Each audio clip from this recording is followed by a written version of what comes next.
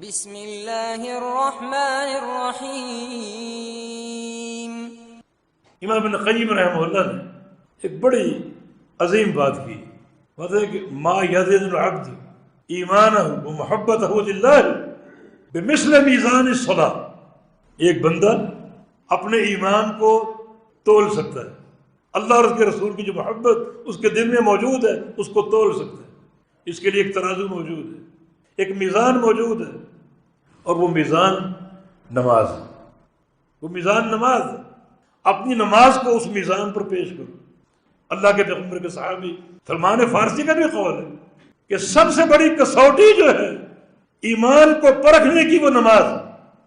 ہمارا ایمان کیسا ہے، اللہ رسول کی محبت کیسی ہے، تعلق باللہ ہے یا نہیں، ہر سوال کا جواب آ جائے گا۔ آئیے پہلی چیز نماز کے تعلق سے نماز کے وقت کی حفاظت۔ کیا نمازیں وقت پر ادا ہو رہی؟ فجر سے لے کے عشاء تک کوئی نماز ایسی تو نہیں جو ہم لیٹ کر کے پڑھتے ہوں نیند کی وجہ سے یا کاروبار کی وجہ سے۔ اللہ کے پیارے پیغمبر کی حدیث ہے، آپ نے باقاعدہ فرمایا سب سے افضل عمل اول وقت میں نماز پڑھو، سب سے افضل عمل۔ یہ ایک میزان ہے، یہ ترازو آپ کو دے رہا ہوں۔ اپنے ایمان کو تولو، اپنی محبت کو تولو۔ نماز کی اوقات کی پابندی ہو رہی، جس کو شریعت نے تاخیر کبھی برداشت نہیں کی، کبھی قبول نہیں کی۔ جنگ خندق کے موقع پر ایک بار خندق کھودتے کھودتے عصر کی نماز لیٹ ہو گئی۔ نبی علیہ السلام تو ہمیشہ اپنی امت کو دعائیں دیتے تھے، آج کیا ہو گیا، کیا فرمائے؟ شغلونا عن الصلاۃ الوسطیٰ ملأ اللہ قبورہم وبطونہم وبیوتہم نارا۔ انہوں نے ہمیں عصر کی نماز سے غافل کر دیا، یا اللہ ان کی قبروں کو، ان کے پیٹوں کو، ان کے گھروں کو جہنم کی آگ سے بھر دے۔ اتنا آپ کو ملال ایک عصر کی نماز کی تاخیر پر۔ ہماری نمازوں کا عالم کیا ہے؟ من فاتتہ صلاۃ العصر فکأنما وطر اہلہ ومالہ۔ جس شخص کی عصر کی نماز لیٹ ہو جائے اسے کیا محسوس ہوگا؟ سمجھے کہ مکھی بیٹھی ہے جھاڑ میں۔ نبی صلی اللہ علیہ وسلم کیا فرما رہے ہیں؟ اسے کیا خسارہ بھگتنا پڑے گا؟ وہ خسارے تو قیامت کے دن نظر آئیں۔ دنیا میں اس کا تصور یوں کرو جیسے آپ کا اہل، آپ کا مال، آپ کا بینک بیلنس، کاروبار، کھیتیاں، باغات، بچے، بیوی، سب کو جمع کر کے آگ لگا کر جلا دیا۔ عصر کی نماز لیٹ ہونے کا یہ نقصان تمہارے نامہ اعمال میں درج ہوتا ہے، دنیا میں نظر نہیں آئے، قیامت کے دن دکھائی دے گا۔ نبی علیہ السلام کا فرمان ہے، میں نے خواب میں عالم برزخ دیکھا، ایک شخص کو دیکھا کہ وہ الٹا لیٹا ہوا، اس پہ سر پہ فرشتہ سوار ہے جس کے ہاتھ میں بھاری چٹان ہے، اس کے سر پہ مار رہے، سر کچلا جاتا ہے، چٹان دوبارہ اچھل کے ہاتھ میں آ جاتی، سر دوبارہ جڑ جاتے، پھر مارتے، پھر سر پاش پاش ہو جاتا۔ اس طرح مسلسل ہو اور قیامت تک ہوتا رہے۔ پیارے پیغمبر نے پوچھا کیا گناہ ہے اس کا؟ رفض القرآن وینام عن الصلاۃ المکتوبہ۔ دو گناہوں کا ذکر کیا، ایک قرآن یاد کر کے بھول گیا، اللہ نے ایک نعمت دی اس کے سینے میں، اس کی ناقدری کی، بھول گیا۔ دوسرا گناہ کیا ہے؟ وینام عن الصلاۃ المکتوبہ۔ مسجد میں جماعت کھڑی ہوتی اور یہ گھر میں سو رہا ہوتا۔ عام طور پہ دو نمازوں میں ایسا ہوتا ہے، فجر میں اور عصر میں۔ رات دیر سے سوئے، آج لمبا سوئیں گے۔ کچھ لوگ تو باقاعدہ الارم فٹ کر کے سوتے ہیں، 10 بجے اٹھیں گے۔ بعض علماء حنابلہ کا فتویٰ ہے کہ جو شخص سوئے رات کو 10 بجے کا الارم لگا دی، صاف معنی یہ کہ فجر نہیں پڑھنی، وہ 10 بجے کا الارم فٹ کر دی، کافر ہو گیا۔ اللہ کے پیارے پیغمبر کی سب سے محبوب شے کیا ہے؟ وہی جو آخری سانس میں آپ کی زبان پر تھی، الصلاۃ الصلاۃ وما ملکت ایمانکم، میری امت کے لوگوں، نماز نماز نماز، آخری وقت، اس کے بعد آپ کا انتقال ہو گیا۔ وجعلت قرۃ عینی فی الصلاۃ، نماز میری آنکھوں کی ٹھنڈک ہے۔ ارحنا یا بلال بالصلاۃ، بلال اذان کہو، کچھ پریشانی ہے، ہم نماز پڑھ کے راحت حاصل کر رہے ہیں۔ یہ اللہ کے پیارے پیغمبر کی راحت ہے، اللہ کے پیارے پیغمبر کی آنکھوں کی ٹھنڈک ہے۔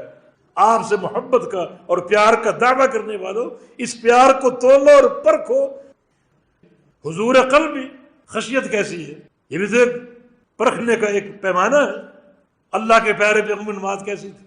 کان رسول صلی اللہ علیہ وسلم یصلی وفی صدرہ عزیز کعزیز المرجل، اللہ کے حبیب نماز پڑھتے اور آپ کے سینے سے ایک آواز آ رہی ہوتی، جیسے ہنڈیا جب ابلتی ہے جوش مارتی ہے جو آواز آتی ہے، ویسی آواز آپ کے سینے سے آتی، من البکا، رونے کی وجہ سے۔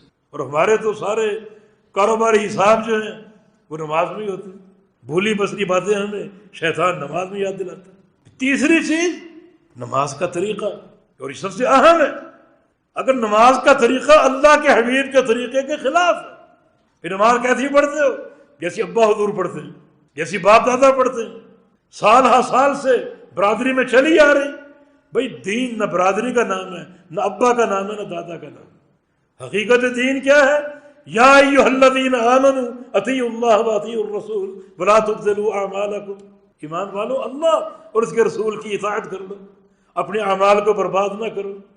اللہ کے حبیب یہ بات بھی فرما گئے، فیصلہ کن کے صلو کما رأیتمونی اصلی، بالکل ویسی نماز پڑھو جیسی مجھے پڑھتے ہوئے دیکھو۔ نماز میں اعتدال ہے، جلدی رکوع کرنا، جلدی سجدے کرنا۔ حرم میں جماعت فجر کی ہو رہی اور تشہد میں بیٹھے ہوئے، ایک صاحب آئے، رومال اپنے نیچے پھینکا اور سنتیں شروع کر دی۔ یہاں فرض قائم ہے، اس کو پتہ نہیں کس نے یہ ذہن دیا ہے کہ فجر کی سنتیں فرضوں سے پہلے ادا کرنا ضروری۔ کون سا دین ہے؟ اللہ کے پیارے پیغمبر تو فرما گئے نماز قائم ہو تو کوئی نماز نہیں سوائے اس نماز جو قائم ہے۔ نبی علیہ السلام کے سامنے آپ نے فجر کی سلام پھیری، گھوم کے لوگوں کی طرف بیٹھے، ایک شخص کھڑا ہو گیا نماز پڑھنے کے لیے، فرمایا فجر کی نماز 2 بار پڑھتے ہیں؟ عرض کیا نہیں یا رسول اللہ صلی اللہ علیہ وسلم، فجر کی سنتیں رہ گئی، وہ پڑھنے لگا۔ آپ خاموش ہو گئے۔ کیا معصیت پر اللہ کا پیغمبر خاموش رہ سکتا ہے؟ اور جناب علی اس کا کارنامہ سنیں، تشہد میں ہم بیٹھے تھے، امام بیٹھا ہے، اس نے آ کر سنتیں شروع کی اور سلام پھرنے سے پہلے 2 سنتیں پڑھ کر جماعت میں شامل ہو گئی۔ کیا اس نے پڑھا ہوگا؟ کیا سنتیں ہیں یہ جو آدھے منٹ میں پوری ہو گئی؟ حرم میں نماز جلدی ہوتی ہے، کیوں؟